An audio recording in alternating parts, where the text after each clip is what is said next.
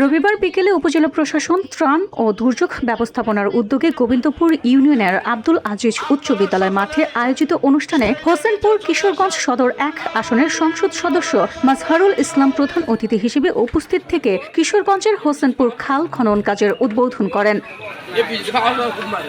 উপজেলা নির্বাহী অফিসার কাজী নাহিদ ইভার সভাপতিত্বে উপজেলা সহকারী ভূমি কর্মকর্তা মহসিন মাসনাদের সঞ্চালনায় অনুষ্ঠানে বিশেষ অতিথি হিসেবে জেলা প্রশাসক মোহাম্মদ আসলাম মোল্লা, কিশোরগঞ্জ জেলা police super doctor SM. Farhad Hossain,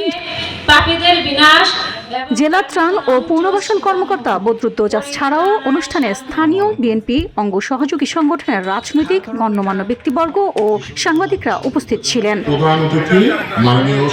VOD Bangla news desk.